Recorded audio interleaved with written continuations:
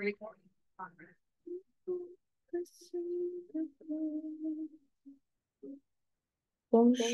bonjour à tous.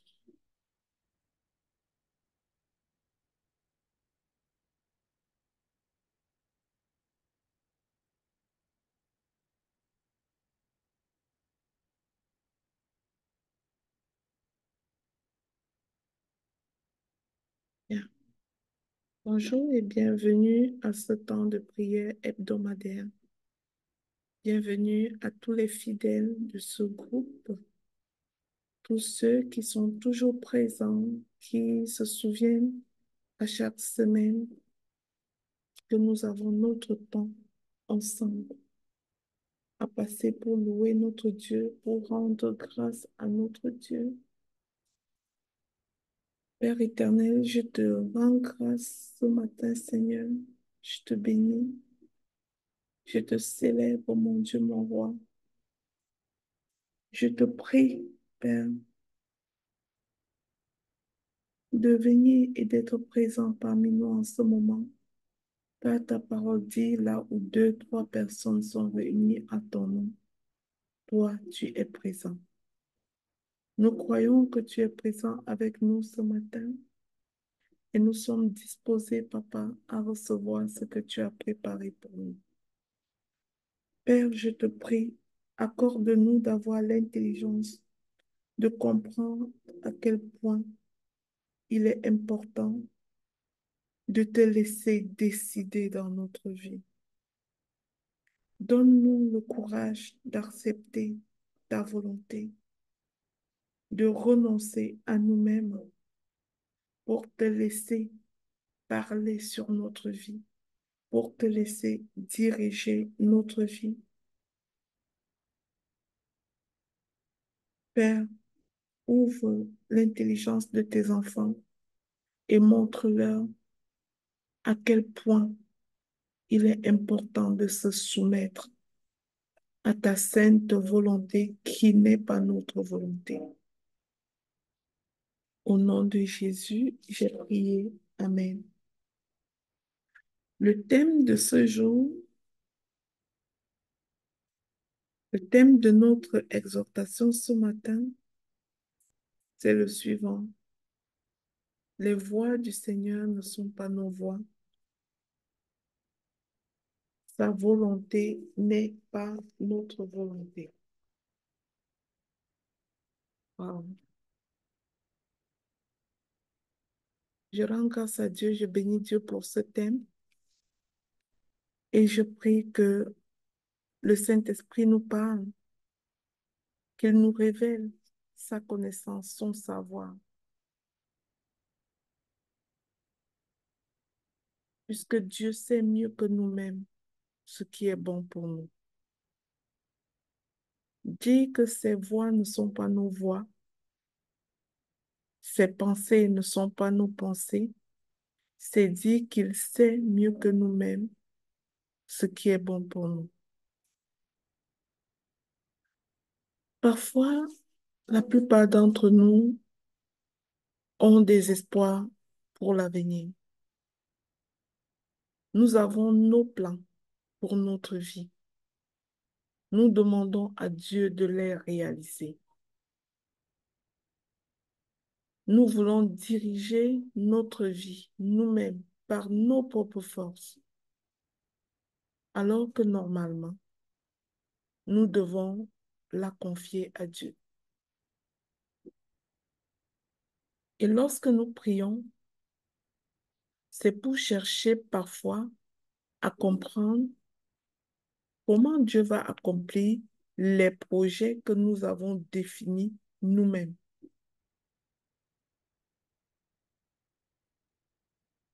Nous posons nos questions à Dieu et nous voulons avoir des réponses. Mais je souhaite qu'une personne comprenne ce matin que cette façon d'agir n'est pas la meilleure. Qu'avec cette façon d'agir, Le problème est que si cela ne se passe pas comme nous l'avons dessiné dans notre pensée, comme nous l'avons souhaité, nous nous décourageons et nous nous frustrons. Nous disons les choses du genre, j'ai prié depuis un an, j'ai prié depuis tout un mois et rien ne s'y fait. Nous commençons à nous demander alors ce que nous avons fait de mal pour buter. Mais j'aimerais dire que si quelque chose ne se passe pas comme nous l'avons désiré, ce n'est pas notre faute. Ce n'est pas peut-être parce qu'on a fait quelque chose. C'est certainement que Dieu a un autre plan pour nous bénir. Et ces plans ne sont pas nos plans. Dieu agit souvent d'une autre manière, différente de la nôtre. Et parfois, lorsque nous ne nous abandonnons pas à lui, lorsque nous sommes dans le questionnement des pourquoi et des comment, nous accueillons le découragement. Je voudrais parler aujourd'hui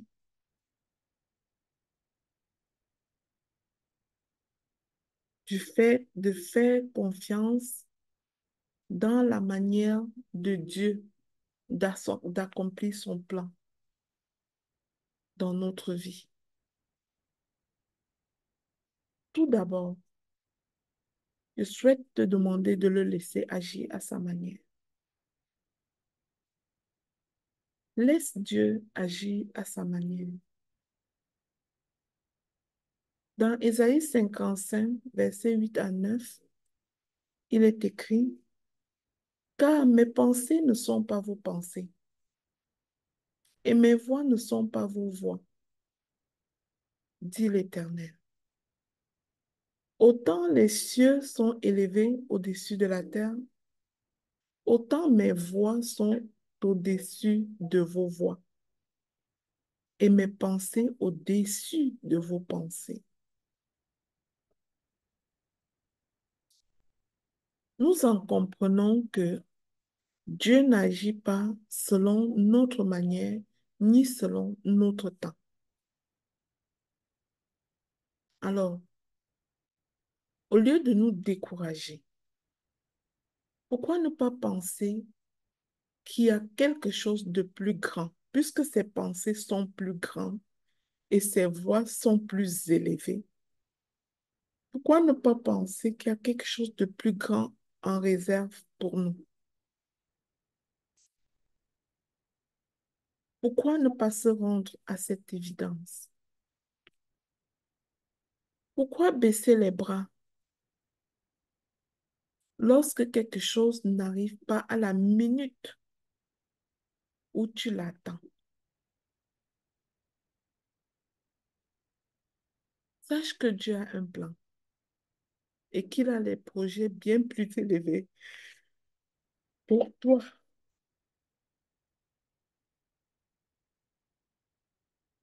Quand tu t'adresses à Dieu, bien souvent, tu lui dis comment faire. Et nos prières ressemblent à ceci. Seigneur, fais ceci. Seigneur, agis comme cela. Je ne comprends pas pourquoi cela m'arrive. Nos prières ressemblent parfois à ça. Nous donnons des injonctions à notre Dieu. Mais en disant à notre Dieu comment agir, nous le limitons à notre pensée. Pourtant, ces pensées ne sont pas nos pensées. Je souhaite ce matin te faire observer que notre attitude devrait être l'opposé de cela. Notre prière ne devrait pas juste être une liste d'épicerie. et Dieu notre homme de course qu'on envoie. Va faire ceci, va faire cela, va faire ci, va faire ça. Il est beaucoup plus grand que ça, notre Dieu. Il n'est pas notre homme de course. Est-ce qu'on commissionne un roi comme ça?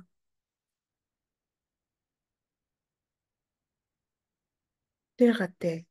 Est-ce qu'on commissionne un roi comme ça? Quand tu commenceras à faire ta liste d'épiceries et à parler à ton Dieu sur ce ton-là, souviens-toi que tu t'adresses à un roi. Est-ce qu'on commissionne alors un roi de cette façon?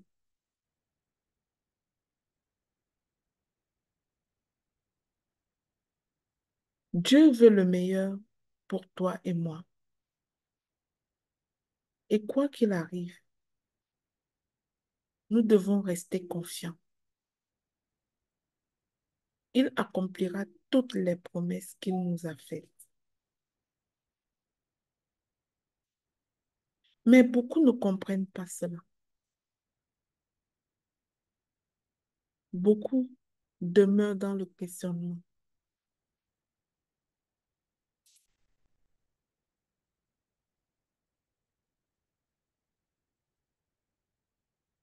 Dieu connaît toutes choses et sait ce qui va arriver dans le futur. Il a un plan pour chacun de nous et sait mieux que quiconque comment l'accomplir. Nous regardons généralement notre intérêt immédiat.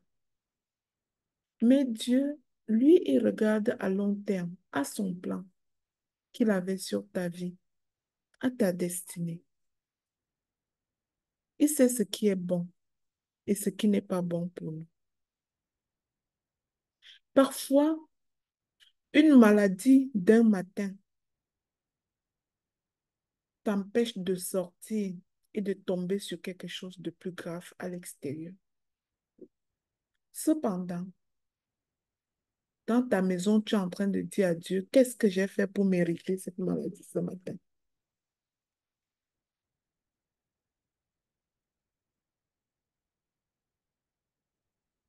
Ah, quel manque de sagesse. Nous voulons montrer aux sages que nous sommes sages. Pouvons-nous alors être plus sages que Dieu? Alors, plutôt que de nous irriter quand quelque chose arrive, faisons-lui confiance, car il le fera. Il le fera à sa manière.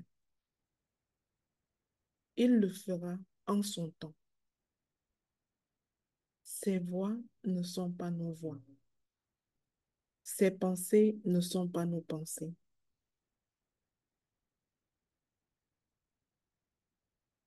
L'histoire du général Naaman dans la Bible est formidable à ce sujet.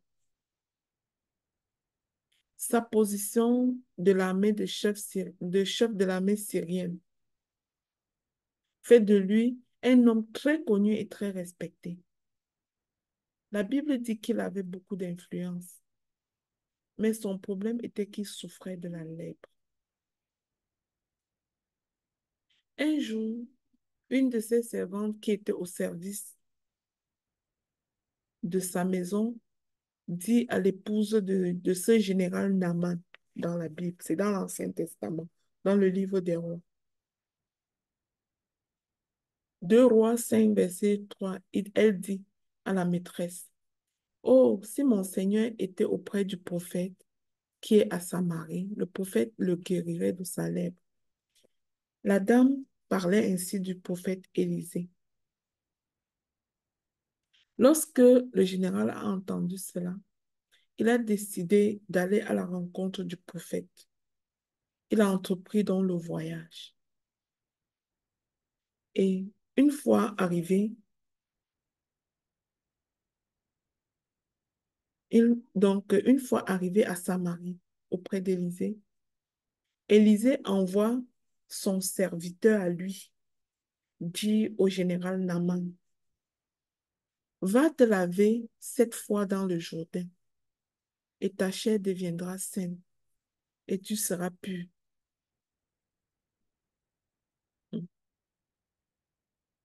Mais le général Naaman n'apprécie pas cette façon d'agir d'Élisée, car il pensait que le prophète devait honorer sa, sa majesté, c'est-à-dire son autorité, que le prophète devait venir le recevoir dignement pour l'autorité qu'il pense être et faire ses honneurs. Il s'imaginait que le prophète lui imposerait les mains sur ses plaies pour le guérir. Ça, c'était sa pensée à lui. Mais au lieu de cela, non seulement le prophète lui demandait d'aller se laver 7 fois dans le Jourdain, ce qu'il trouvait ridicule, mais il envoyait même que son serviteur le lui dit. Vous voyez, le général Naaman était encore plus irrité parce qu'il ne veut pas aller se dévêtir devant ses soldats pour se laver dans le Jourdain. Il trouvait ça très humiliant. Observons le mot je pensais. Deux mots qui ont bien failli le faire passer à côté du miracle de Dieu. Et parfois, c'est ça notre cas. Nous avons nos voies. Nous voulons que Dieu fasse comme nous pensons. Nous ne voulons pas passer par les chemins assez simplistes ou incompris que Dieu nous montre. Je pensais, je pensais que le prophète me recevrait. Je pensais qu'il m'imposerait les mains. Je pensais que cela passerait comme cela. Ça, c'est ce qu'il lui pensait. C'est-à-dire, il s'en va demander, pour le prophète dans l'Ancien Testament, est comme un peu l'envoyé de Dieu, un peu à l'image de Dieu. Alors, il est allé demander à Dieu en se dessinant lui-même la méthode qu'il veut que Dieu fasse. Comme ce général, parfois nous voulons toujours que les choses se passent comme nous le pensons. Mais bien souvent, cela ne fonctionne pas comme nous l'avons prévu. Car la pensée de Dieu n'est pas notre pensée. Heureusement que, que ce général était bien entouré des soldats qui l'aiment et qui lui disent, mon père, si le prophète t'a demandé de faire quelque chose de difficile, ne, ne l'aurais-tu pas fait? Combien plus tu dois faire ce qu'il t'a dit? C'est juste de te laver et tu seras pur.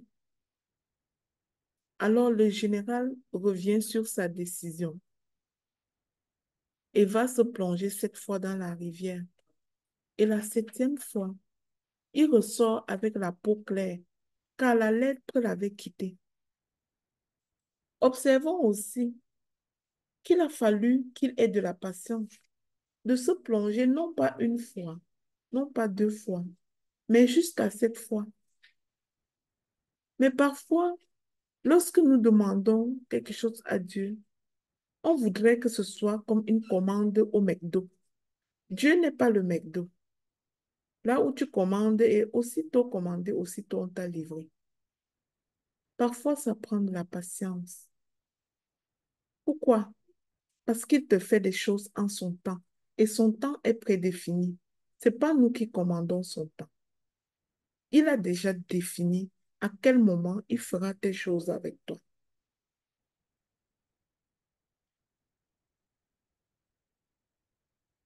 Lorsque nous laissons Dieu agir à sa façon et que nous lui obéissons, le miracle se produit. Souvent, nous espérons voir des situations changer dans notre vie, mais nous ne voyons rien évoluer malgré nos prières. Nous voulons que notre couple vive plus passionnément, que nos finances s'améliorent, ou même que notre travail évolue, mais nous observons que rien ne se passe. Alors, généralement, nous sommes déçus et nous pensons que ce n'est pas le plan de Dieu. Mais pour recevoir la bénédiction, nous devons tout remettre entre les mains de Dieu pour qu'il puisse agir à sa façon.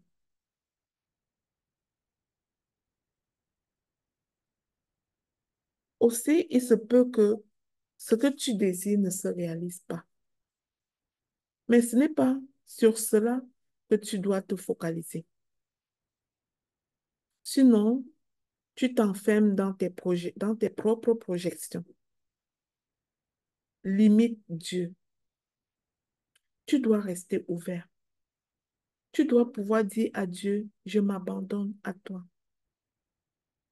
Tantôt, Dieu agit d'une façon, tantôt, il agit d'une autre façon. Si nous regardons l'œuvre de Jésus quand il était sur terre, un jour, il a rencontré un aveugle. Il lui a mis la boue sur les yeux et l'aveugle a recouvré la vue. Une autre fois, avec simplement quelques paroles, il guérit un autre aveugle. Qu'est-ce que cela signifie? Cela nous fait comprendre que Dieu peut agir d'une manière ou d'une autre. Il peut passer par un chemin où nous nous attendons le moins. Et bien souvent, c'est différent de ce que nous, humains, nous aurions fait. Lorsque nous, les humains, nous voulons faire quelque chose, nous avons les procédés, les systèmes, la méthode, la formule. Dieu n'est pas limité à une formule. Et c'est important pour nous de le comprendre et de l'accepter.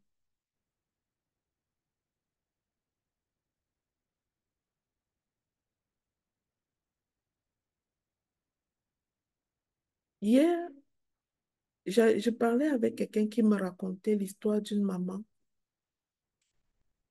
qui est malade, qui prie depuis un moment pour guérir et qui s'est mis soudain à dire, Dieu, tu es méchant. Dieu, pourquoi tu ne m'as pas guéri? Qu'est-ce que je t'ai fait? Et cette personne qui me contait ça me disait, observait avec moi combien parfois c'est difficile de se soumettre à la volonté de Dieu et de reconnaître qu'il fait des choses, mais en son temps.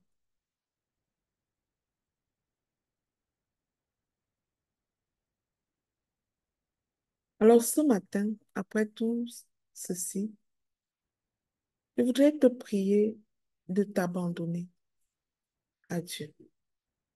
C'est le meilleur risque. Je te propose ce meilleur risque. Abandonne-toi à Dieu. Fais de lui ton assurance. J'ai souvent raconté une histoire que lorsque nous sommes arrivés ici au Canada à l'époque, mon mari a souffert, avait une tumeur à la tête. Ce genre de tumeur que, par la grâce de Dieu, il avait fallu qu'on soit ici au Canada pour qu'il ait la chance de survivre, vu tous les soins médicaux que cela prenait. Quand son tumeur avait été diagnostiquée, l'opération avait été prévue à la tête. Le médecin disait, c'est une opération d'un jour. C'est complexe, c'est compliqué. Ça va prendre 6 heures, jusqu'à 6 heures pour retirer cette tumeur à la tête. Donc la tête doit être ouverte pour 6 heures de temps. Et le jour de cette opération, Moi, j'étais enceinte d'environ 7 mois de ma dernière fille. J'attendais dans les couloirs de l'hôpital. 6 heures de temps passent, je n'ai pas de nouvelles. 10 heures de temps passent, je n'ai pas de nouvelles. 15 heures de temps passent, je n'ai pas de nouvelles. Je pouvais accoucher mon enfant debout. Mais Dieu est Dieu. J'étais sereine. J'ai posé la question, qu'est-ce qui se passe dans la salle? On m'a dit, il ne se réveille pas. Les médecins sont toujours dans la tête. Et jusqu'à 23 heures d'opération. Puis, par la grâce de Dieu, il s'est réveillé. Les médecins ne sont pas se découragés en 23 heures de temps sur le même patient. Ils n'ont pas signé qu'il est parti. Ils ont attendu.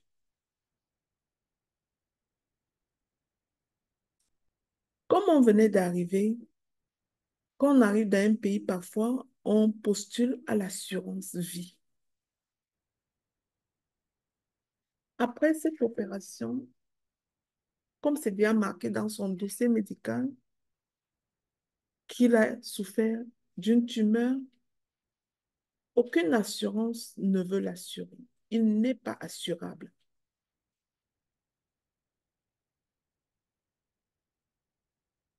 On dit qu'il n'est plus assurable, que personne ne peut garantir, personne ne veut prendre le risque pour lui de l'assurer. Là, pendant qu'il était un peu découragé à ça, ça lui renvoie un message de mort, de je ne sais pourquoi. J'ai écrit sur un papier en gros caractères. J'ai affiché dans le mur de ma chambre. Jésus est mon assurance, tout risque.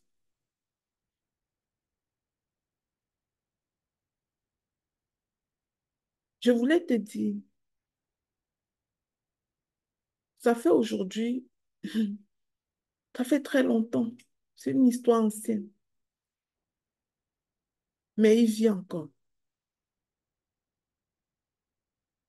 Les voies du Seigneur ne sont pas les voies humaines. Les humains avaient scellé son sort et avaient dit que il n'était pas assurable. Mais Dieu, qui est le meilleur assureur, Dieu dont les pensées sont différentes des pensées des hommes, l'assure encore jusqu'à aujourd'hui. Je voudrais t'amener, t'inviter à prendre le meilleur risque dans ta vie, celui de t'abandonner à Dieu.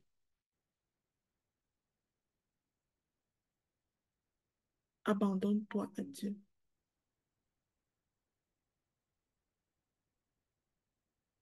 Abandonner à Dieu, c'est quoi? C'est-à-dire, dans notre cas, on appelait une compagnie d'assurance après une autre à un moment donné, jusqu'à ce qu'on décide d'abandonner, de leur dire, OK, il n'est pas assurable, il est un candidat à la mort, mais Dieu est l'assurance tout risque. Alors, pour chuter dans ce message, je vais te demander un certain nombre de choses. T'abandonner à Dieu, en premier lieu, c'est arrêter de te battre.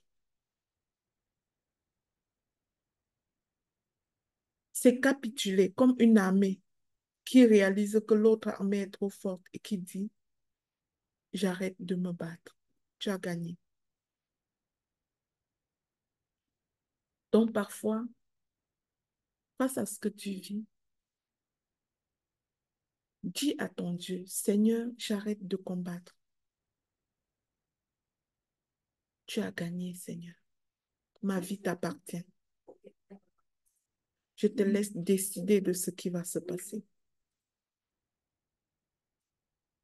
En deuxième lieu, s'abandonner, c'est arrêter de résister.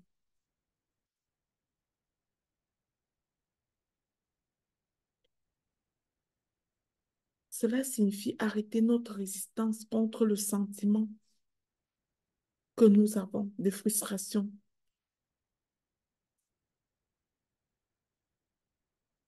et de se laisser remplir par Dieu, par l'amour de Dieu. Arrêter de résister, se laisser remplir par l'amour de Dieu.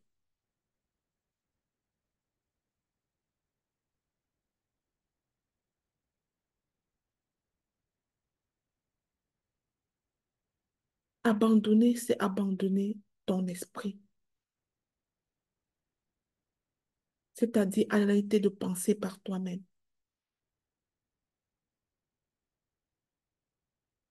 et commencer à te fier à la pensée de Dieu pour toi. C'est abandonner ton corps. Si tu crois en Jésus, tu crois que tu es le temple de son Saint-Esprit, alors laisse-le vivre en toi. Laisse-le s'épanouir en toi.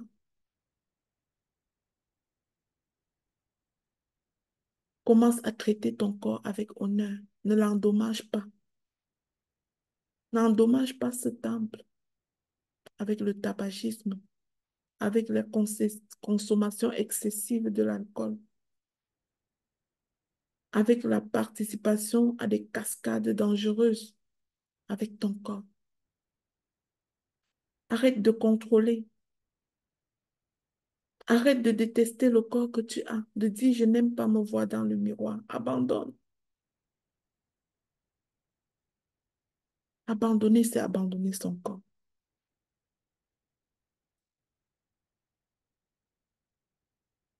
Abandonner, c'est aussi abandonner ton testament.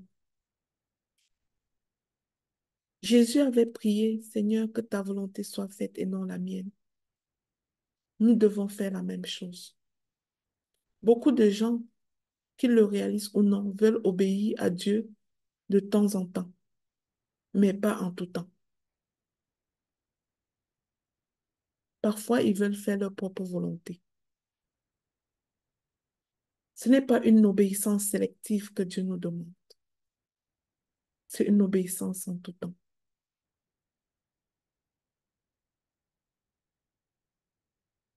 Et cet abandon nous permet de vivre près de Dieu.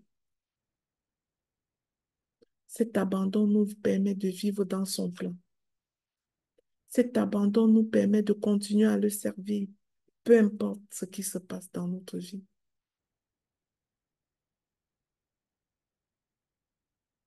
Cet abandon nous permet de lui faire entièrement confiance.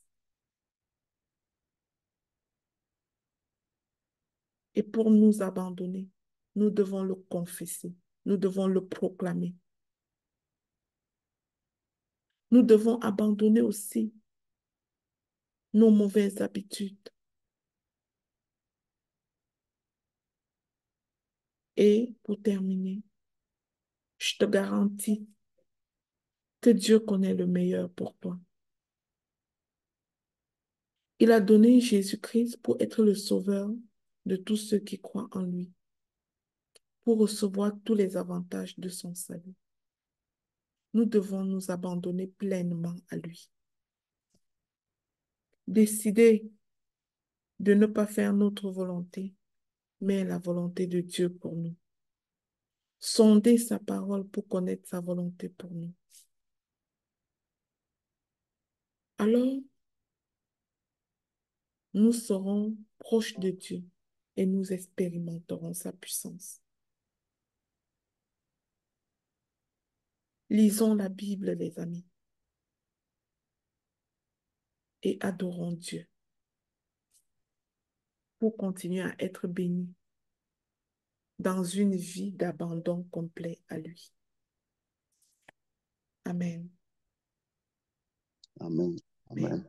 Amen. Merci, Maman Rina. Merci pour tout.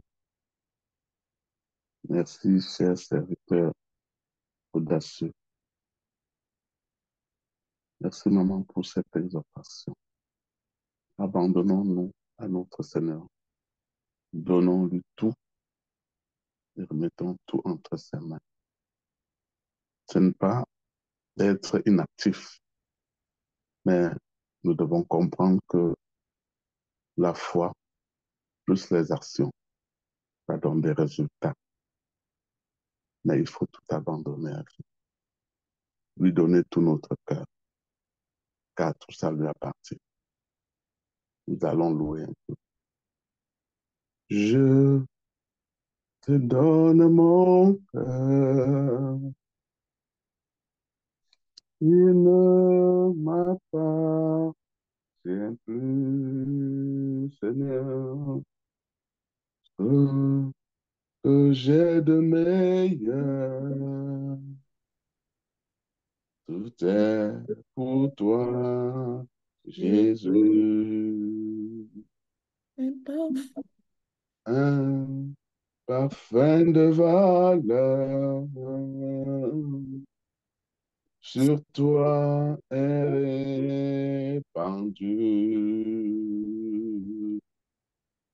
C'est l'offrande de mon cœur, Seigneur. Je suis à toi, Jésus. Prends mon âme, prends mon cœur, je te donne tout. Prends ma vie, me voici, je te donne tout. Mon cœur est à toi, tout à toi. Alléluia. Mon cœur est à toi, tout à toi. Jésus. Je te donne mon cœur, Seigneur. Il ne m'appartient plus. Ce que j'ai de meilleur, mon Dieu, tout est pour toi, Jésus. Prends mon âme, prends mon cœur, je te donne tout. Prends ma vie, me voici, je te donne tout. Mon cœur est à toi, mon Dieu, tout à toi. Mon cœur est à toi, Seigneur, tout à toi. Alléluia. Amen. Amen, amen. Merci, Papa Guérouché. C'est une chanson qui conclut bien ce temps d'exhortation. Que Dieu vous remplisse abondamment. Amen. Je laisse le micro ouvert. Nous venons de sortir de 7 jours de jeûne et prière. Si quelqu'un a quelque chose à dire, un témoignage pour rendre grâce à Dieu, une gratitude à manifester, c'est le moment.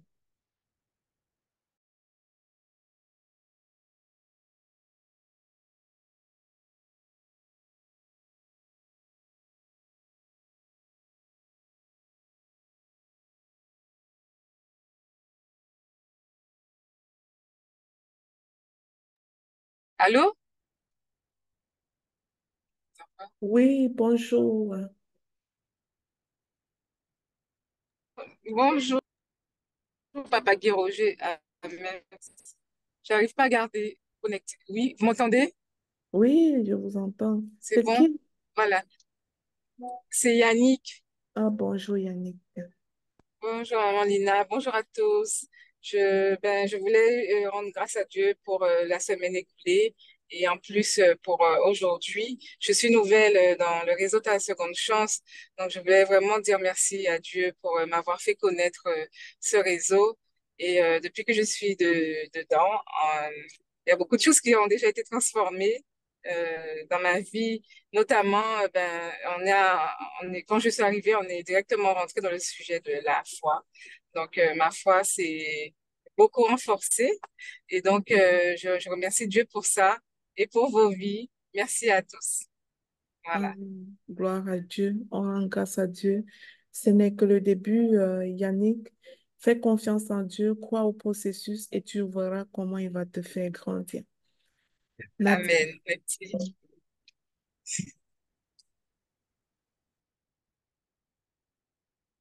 Bonjour, bonjour, bonjour.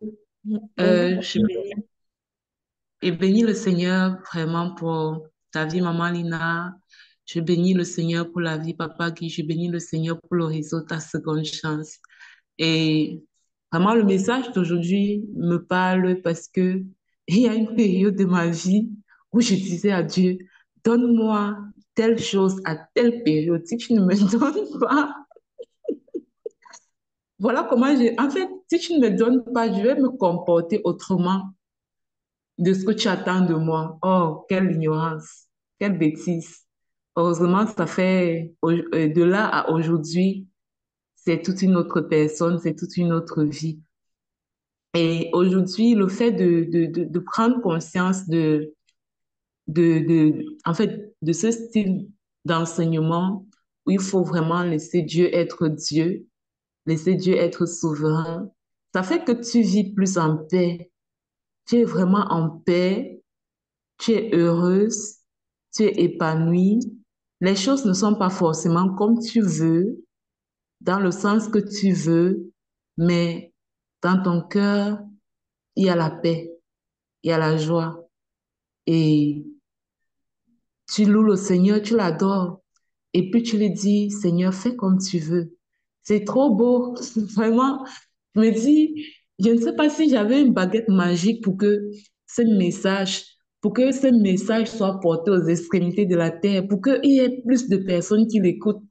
C'est ce que je ferais en fait, c'est ce que je ferais de mes journées en tout cas. Parce que les gens vivent malheureux, les gens vivent tristes, les gens vivent aigris, aigris, dans la jalousie, l'envie. Les gens vivent et des familles même qui se déchirent, des choses, des couples qui se déchirent. Mais je me dis, c'est parce on n'écoute pas ce genre d'enseignement. Parce que quand tu écoutes ce genre d'enseignement, tu deviens, tu, et que tu acceptes, tu commences à manifester, tu comprends que ta part, toute ta part, toute ta part, c'est manifester l'identité de Christ. Et je connais quelqu'un avec qui je me suis comportée comme ça et parfois la personne me demande, mais est-ce qu'il n'y a pas autre chose en arrière? Parce que la personne ne comprend pas. La personne sait que par rapport à son attitude, je devrais me comporter comme ça. Et puis, se rend compte que mais, je ne fais que manifester mon identité. Et la personne me demande, mais est-ce qu'il n'y a pas un piège en arrière?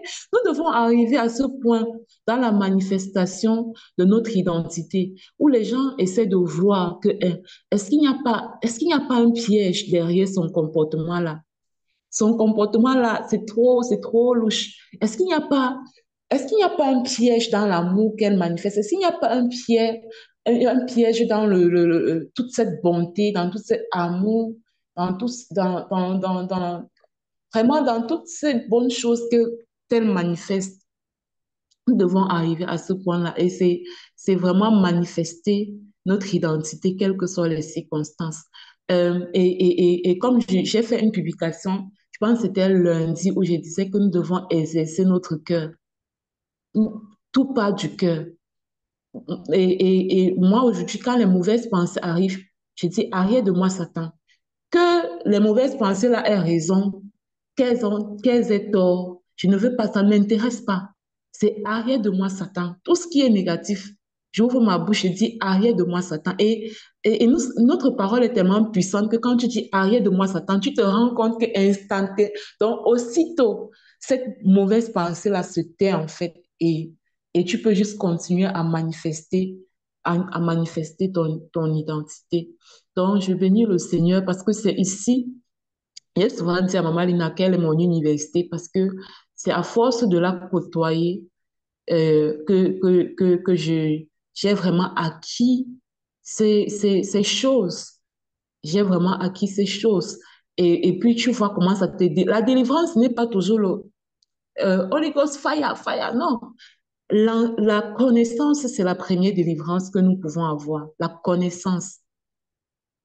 Connaître et accepter d'intégrer en soi cette connaissance. Vraiment, je n'ai même pas les mots en fait. Parce que je me dis, ça ne sert à rien même d'être multimilliardaire. On court après ceci, on court après cela, mais il y a des batailles qu'on mène là comme ça dans nos cœurs. Oh, tu vois, quand quelqu'un ouvre sa bouche pour dire Dieu, tu es méchant, ça veut dire que tu n'as pas encore compris. Il y a des batailles qu'on mène, qu'on ne mènerait pas si on prenait conscience de tout ce qui est dit ici, de tout ce qui est partagé ici, la souveraineté de Dieu, le Dieu souverain, le Dieu qui fait comme il veut, quand il veut. Parfois, on pense juste que c'est notre copain, qu'on peut traiter comme on veut. Maman Lina a utilisé un mot tout à l'heure, notre bonhomme de course. Je ne sais pas, je n'ai pas les mots, je dois seulement m'arrêter. Mon cœur déborde. En tout cas, maman Annick, tu es au bon endroit. Je ne sais pas si tu es déjà dans le groupe des membres actifs parce que il y a les grands groupes là où il y a un peu de tout le monde. Maintenant, il y a un groupe spécifique pour les membres engagés du réseau Ta Seconde Chance. Et ce groupe des membres engagés, ce sont des personnes qui ont minimalement payé leur adhésion de 30 dollars canadiens pour l'année, en fait. Donc, si ce n'est Alors, pas encore fait, je t'invite dans mon inbox au show pour qu'on puisse les gérer. Merci, bienvenue encore à toi. merci. Je pense que je suis déjà dedans parce que j'ai déjà payé. Non, mais je pense que si ça s'appelle le réseau Ta Seconde Chance, c'est que ça doit être bon. Magnifique, bienvenue, bienvenue à toi. Tu es au bon endroit et ensemble, on va très loin par la grâce de Dieu. Merci. Merci à vous. Merci beaucoup, Dr. Dorian, pour ton témoignage et en même temps une contribution à cette exhortation. On va laisser la parole à Maman Sylvie. Bonjour, Maman Sylvie. Oui, bonjour, bonjour, bonjour tout le monde. Bonjour Maman Lina, bonjour Papa Rose et Roger.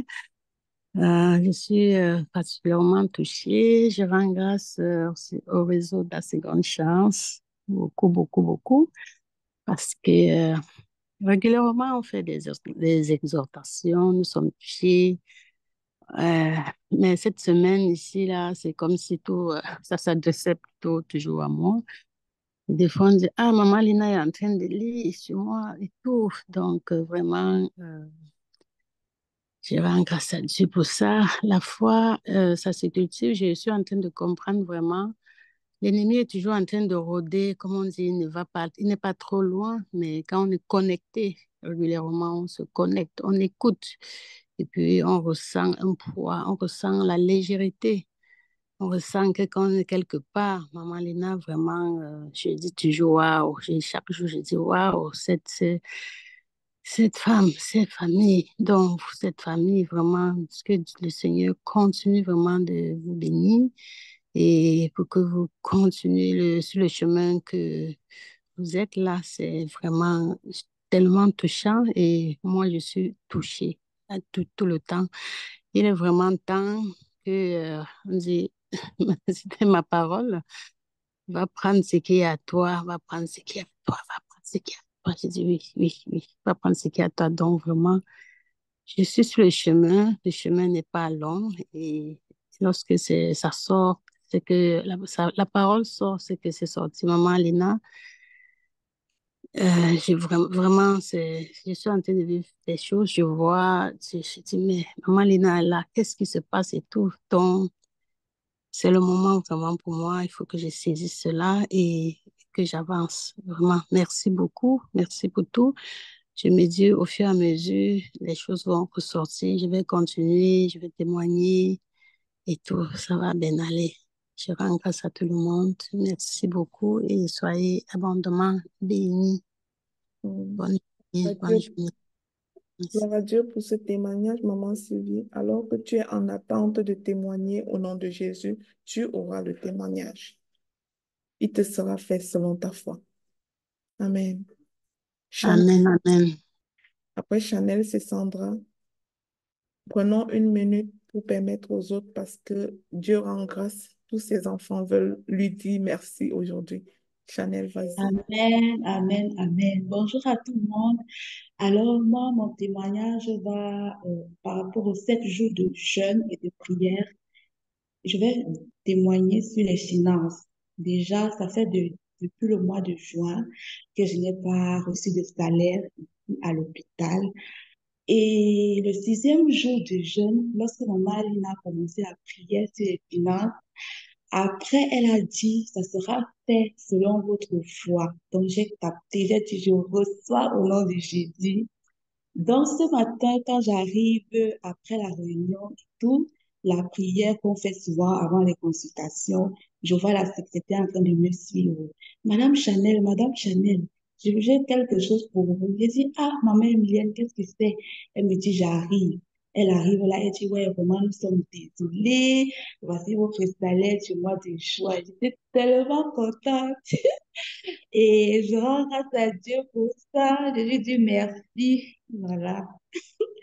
Et je bénis Dieu pour la vie de Malina, pour le réseau Ta Seconde Chance et pour tous les enseignements là. Merci beaucoup. Amen. Gloire à Dieu. Alors que tu témoignes, il t'ajoutera encore, Chanel. Il ouvrira d'autres portes. Amen. Sandra, Bonjour tout le monde, gloire à Dieu vraiment pour tout, pour les 7 jours et vraiment pour le message de ce matin. Sois abondamment béni, maman, sois abondamment béni, papa, soyez bénis toutes les personnes connectées. Moi, c'est pas pour un témoignage, c'est pour une invitation pour samedi le 10 à 14 heures de Montréal pour accueillir les nouveaux.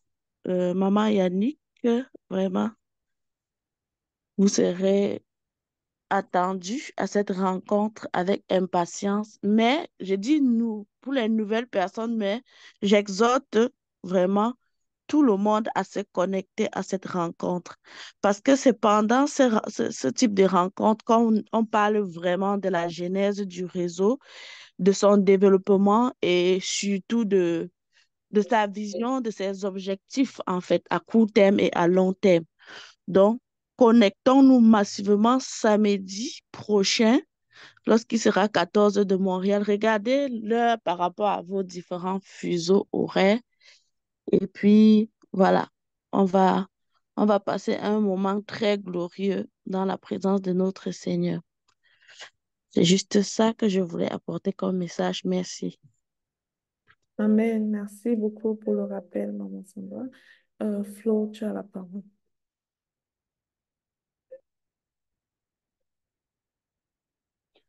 Bonjour à tout le monde. Je ne sais pas si vous m'entendez. Oui, on t'entend. Ok. Oui, bonjour tout le monde. Bonjour Maman Lina, merci de me passer la parole. Alors moi, mon témoignage, en fait, ce n'est pas uniquement par rapport aux 7 jours. C'est par rapport au message que Maman Lina a délivré aujourd'hui et par rapport à, voilà, à un ensemble de choses avec les serviteurs audacieux de réseau. Moi, personnellement, le plus grand témoignage que je tire pour ma vie et pour le futur, c'est que grâce à ma connexion avec Mama Lina, avec le réseau, voilà, les moments d'enseignement et de prière, j'ai pu être une personne qui est aujourd'hui capable, quelle que soit la gravité d'une circonstance, quel que soit comment je veux dire, le résultat, c'est-à-dire que qui n'épouse pas mes attentes. j'ai appris aujourd'hui à rendre d'abord grâce en disant, Seigneur, tes plans sont mes plans. Il y a une phrase dans son livre sans une proclamation. Il y a une proclamation dans le livre qu'elle a écrit, les 101 proclamations, que je répète tous les jours. C'est-à-dire que Dieu m'accorde la grâce que sa passion soit ma passion, son plan soit mon plan. Et non mon plan soit son plan et ma passion sa passion. Donc, je vous assure que aujourd'hui, souvent je m'étonne, mais pour moi, c'est le plus gros cadeau que j'ai reçu jusqu'ici parce que nous sommes tourmentés et tiraillés par les choses du monde, les situations. Donc, c'est très facile de se décourager, de tomber à la dérive. Ça ne veut pas dire que parfois on ne se décourage pas, mais même quand il m'arrive de me décourager, je garde à l'esprit que ce n'est pas moi, ce n'est pas ce que je veux, ce n'est pas ma pensée, ce n'est pas mon plan, mais c'est le plan de Dieu. Et j'ai expérimenté que chaque fois que je pense de cette manière et que je l'exprime et que je le proclame devant toute situation, je finis toujours après par réaliser que ce que Dieu n'a pas permis là, en fait, c'est parce que ce qu'il avait prévu après était meilleur que ce que moi j'avais demandé. Donc, je voudrais vraiment rendre grâce, bénir Dieu pour la vie de Maman Lina, la vie de Papa Guy Rouget, le réseau Ta Seconde Chance, les serviteurs audacieux, en fait, pour toute cette opportunité qu'elle nous donne de grandir spirituellement. Parce que le docteur Dorian l'a dit, rien ne te sert d'avoir tout l'argent du monde et de ne pas être une personne qui a la paix intérieure, une personne qui a la sérénité, parce que la paix qui vient de Dieu surpasse toute paix. Donc, voilà ce que j'avais à dire. Merci. Amen. Donc, merci beaucoup pour ton témoignage. Que Dieu te bénisse et te remplisse encore, encore et encore. Je vais écouter Béatrice. Bonjour à tous et Bonjour. à toutes. En fait, j'ai pris le train juste à 4 heures du matin. Et tout à l'heure, à la fin, je n'ai pas suivi le message de ce matin, mais je voudrais témoigner par rapport aux 7 jours de jeûne. Et je veux bénir le Seigneur pour toi, Maman Lina, pour Papa Guy Roger, pour le réseau Ta Seconde Chance. Je suis encore nouvelle, mais je veux avouer que j'ai été beaucoup bénie pendant quelques instants, les moments que je suis dans le réseau Ta Seconde Chance. Et je voudrais dire vraiment merci pour ce que je reçois et pour le canal par lequel Dieu utilise pour pouvoir nous bénir ici. J'avoue que depuis le premier jour de jeûne, c'était un peu difficile pour moi, mais j'étais engagée. C'est l'heure de chez moi, c'est 3h15 du matin. Et les messages ont été tout simplement waouh et les proclamations. Et je veux avouer que je priais très souvent dans mon cœur. Mais j'apprends que ouvrir ma bouche est très importante. Très souvent, je priais le genre où je prie dans le cœur, mais j'ai compris que il faut que j'ouvre ma bouche pour parler à haute voix. C'est ça qui a le poids. Et je veux dire que les 7 jours, si ça a été très difficile pour moi de me réveiller tous les jours à 3 heures du matin. Ça veut dire qu'hier, j'avais des migraines tellement pesantes que je n'arrivais à rien faire. J'ai passé la journée à dormir, j'ai pris les médicaments et je me suis dit qu'aujourd'hui, je crois que je ne me réveillerai pas parce qu'il faut que je prenne du repos. Même jusqu'à présent, je ne veux pas, j'ai encore mal à la tête. Mais je me suis surprise que je me suis réveillée à 3h50 pour me connecter. Donc, je bénis le Seigneur et je proclame que je suis guérie au nom de Jésus. Donc, je Amen. remercie le Seigneur pour le réseau Ta Seconde Chance. Je remercie le Seigneur pour ma connexion avec ce réseau-là. Je crois que j'irai loin et que ma vie va connaître une croissance à tous les niveaux et je crois fermement que les choses vont changer de façon positive et je vais arriver à un niveau supérieur avec le Seigneur et dans tous les aspects de ma vie. Merci encore. Amen. Maman Béatrice, tu l'as dit. Tu l'as dit. Et tu as osé le dire et tu vas le voir. Tu vas voir l'accélération. Amen.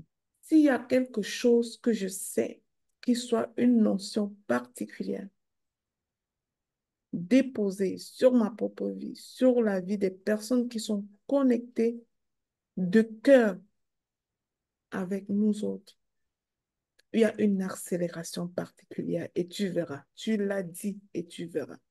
Amen. Je rends grâce à Dieu. Soit. Alors que tu le disais, ça a vibré très fort en moi. Tu le verras. Amen. Tu verras parce que tu l'as dit.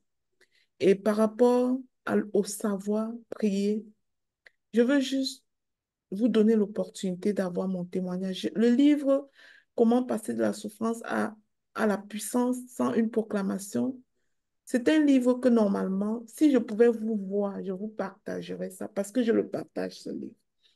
Mais puisque je ne suis pas à côté de vous, allez sur Amazon prendre ce livre. Je te garantis que tu lis ce livre, ta vie de prière va changer du tout au tout. Parce que c'est un livre dans lequel j'ai déposé la sincérité de mon cœur, de qui j'étais en prière et de pourquoi j'ai changé et comment j'ai changé. Beaucoup Amen. de témoignages attachés à ce livre. Parfois, je ne sais même plus, je ne sais même pas d'où les gens sortent pour écrire ce que le livre là les a apportés. Et je vous dis, les prières que nous faisons pour les membres du réseau Ta Seconde Chance, qui sont répétées ici à tous les mois, sont dans ce livre. Donc, si tu prends ce livre, tu verras quelle progression extraordinaire tu vas avoir et ta langue va se délier. Et tu Amen. comprendras quel intérêt tu as à délier cette langue. Parce qu'une bouche fermée est une destinée fermée. Oublions l'histoire de méditer la prière dans notre cœur. C'est un mensonge de l'ennemi. Tant que tu ne l'as pas dit, tu ne l'as pas créé. Il faut dire les choses. Il faut proclamer. Amen. Le Je titre du livre encore, c'est Sans une proclamation pour passer de la souffrance à l'audace d'agir. Vas-y sur Amazon, juste tu peux chercher avec mon nom, Lina OK. Roba, et puis tu vas trouver tous les livres là-bas, tu vas voir celui-là. D'accord, merci. Voilà. Le, Et le lien est aussi partagé dans le chat. Donc, vous pouvez regarder aussi ça dans le chat, le lien du livre sans une proclamation. Et il y a le contact de Maman Julie pour ceux qui sont en Côte d'Ivoire. au Cameroun, il y a ça chez Docteur Dorian. Au Cameroun, c'est chez moi. Voilà.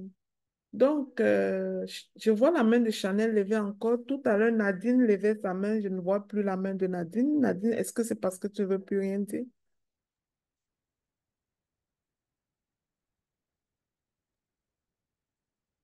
Annick, je ne sais pas, iPhone, est-ce que c'est toujours Yannick?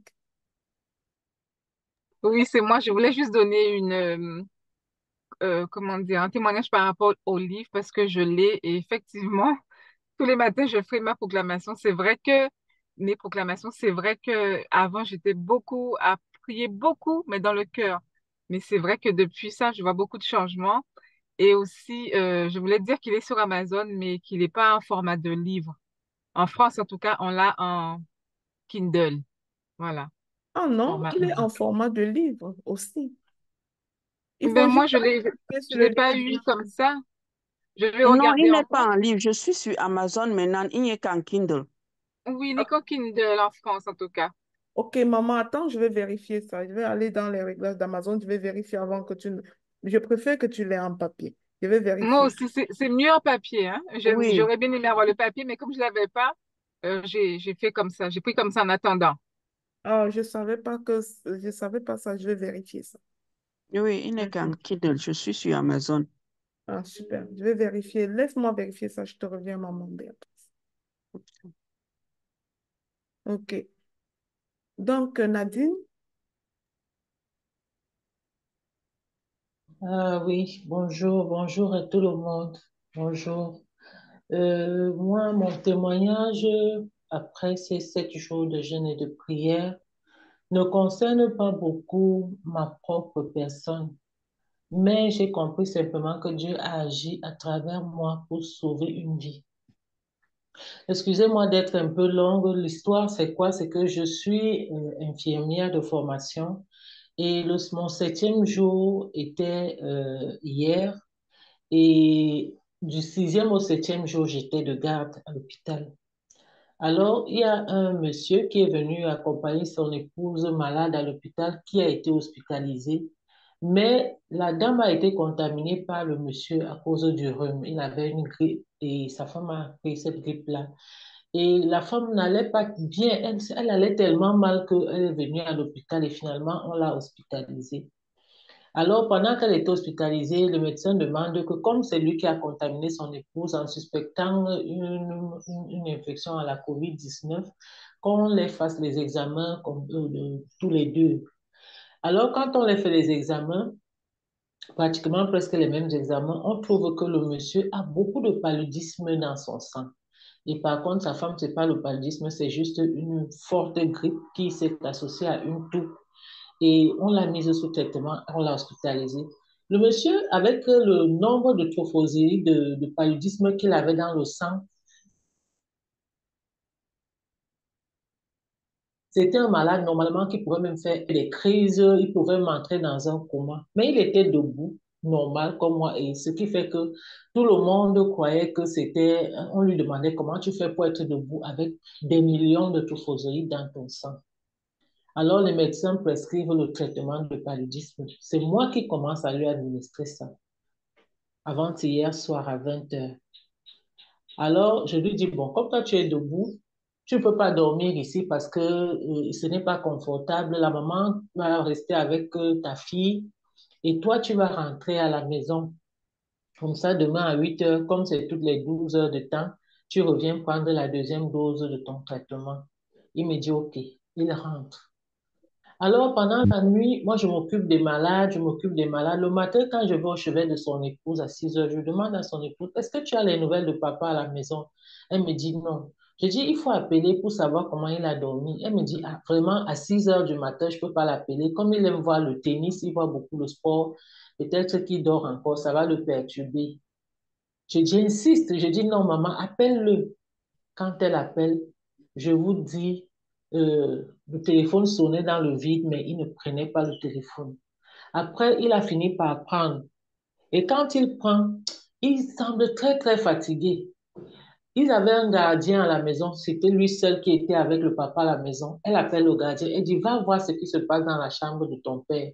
Quand il arrive, il trouve le monsieur affalé dans sa douche, assis, l'eau de la colonne de douche était ouverte, l'eau coulait sur lui. Il n'avait même pas la force de parler.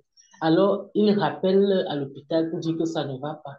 La maman lui demande qu'on l'amène à l'hôpital. Quand on arrive à l'hôpital avec lui, il avait même de la peine à lever le pied parce qu'on le soutenait. Alors, pendant ce temps-là, je commence à lui faire la deuxième dose de traitement. Je n'avais pas encore un médecin disponible pour moi parce que c'était quand même tôt le matin. Quand je lui fais, pendant que je suis en train d'administrer le médicament, il est en train de sombrer. Il sombre, il semble convulsé, il semble entrer, il fait un petit coma. Ça ne va pas. Je ne comprends pas. Mais je dis, la maman, je faisais presque ça devant son épouse parce qu'il vient en tant que garde malade et visiteur. Il ne vient pas en tant que malade. Je dis à la maman, vraiment, il faut qu'on lui donne le lit qui s'allonge. Je l'appelle, il ne me répond plus. Je l'appelle, il ne me répond plus. Il est là, il me montre seulement, il fait seulement des signes pour me dire que la tête fait très, très mal. Alors, on l'allonge. Je prends les paramètres. Sa tension a complètement baissé. La saturation, il est carrément à 83. Il descend même jusqu'à peut-être 53, 59. Bref, il était instable. Alors, je fais ce que j'ai à faire. Je place une voie veineuse en urgence. Je baisse sa température il chauffait vraiment.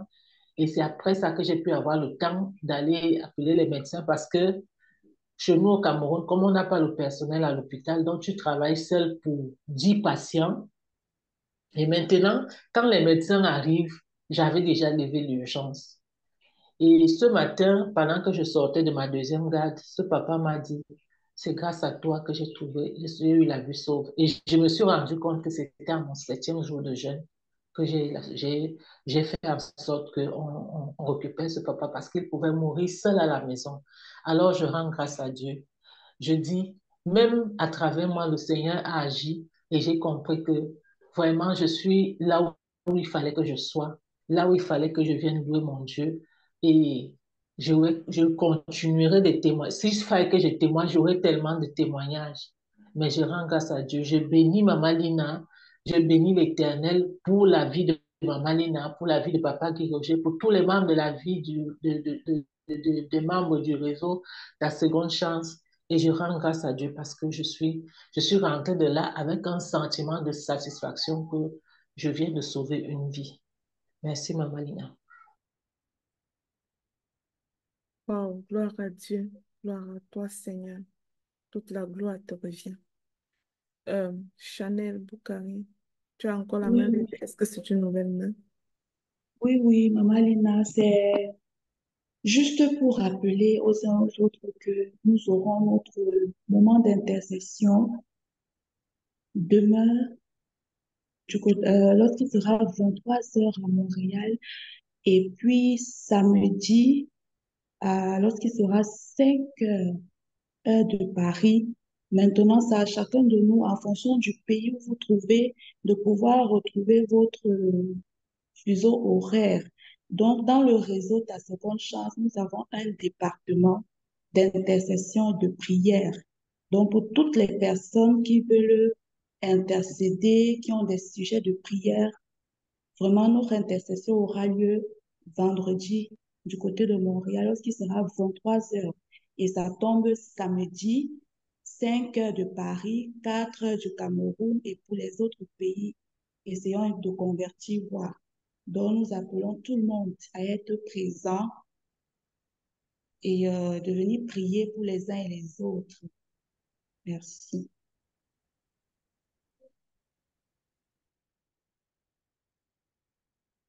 Ah, merci beaucoup, Chanel. Merci.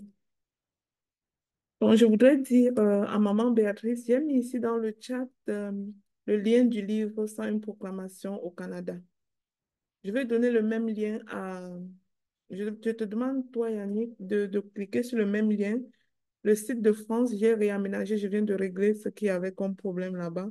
Mais tu peux cliquer sur le lien du Canada au cas où. Sinon, si tu attends 2 jours, ça va être ajusté sur le site de France. Merci beaucoup. Rendons grâce à Dieu pour tout ceci. On remet à Dieu toute la gloire de tout ce qui a été dit ici. Ce n'est pas la force d'une personne, c'est sa volonté, c'est par sa force que tout se passe. Rendons-lui grâce et abandonnons à Dieu nos vies. C'est le meilleur risque à prendre. C'est vraiment le meilleur risque. Dis avec moi qu'il est ton assurance, tout risque, et tu comptes sur lui. Et c'est sûr, il ne te décevra pas. Soyez bénis. On se retrouve dans nos moments d'intercession demain, vendredi. Pour ceux qui sont au Canada, c'est 23 heures.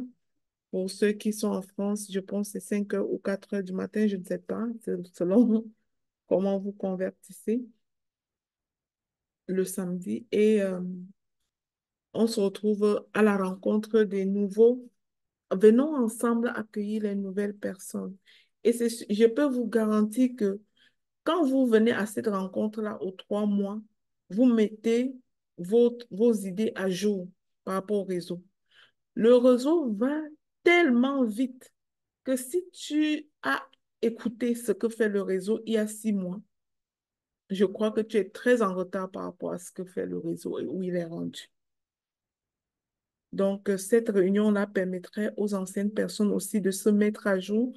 Avant, nous, on faisait, à la place, aux 3 mois, on faisait une assemblée générale pour mettre à jour les informations, pour que tout le monde soit au même niveau d'information. Mais avec ces rencontres que les filles ont choisi de faire pour m'aider à ce niveau-là, ça m'a soulagée de devoir venir faire les assemblées générales tous les 3 mois. Donc, elle passe l'information à ce niveau-là.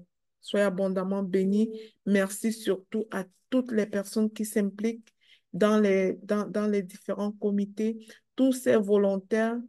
Et si j'ai une information à vous donner aujourd'hui qui est très importante pour moi, c'est que nous avons notre grand événement annuel. Nous avons notre grande première conférence du réseau Ta Seconde Chance à Montréal, au Canada, en octobre prochain. Je vous invite à prier pour cet événement.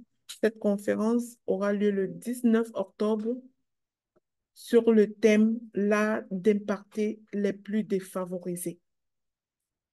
Mettez ça en prière, s'il vous plaît. Priez pour cette que cette conférence se passe bien. Soyons tous des intercesseurs pour que ça se déroule bien. Priez pour moi aussi. J'ai besoin de vos prières. Priez pour Papa Guy Roger aussi. Je vous en prie. Priez pour nous aussi. Et le Seigneur va permettre que cet événement-là soit à la hauteur de ce qu'il a prévu.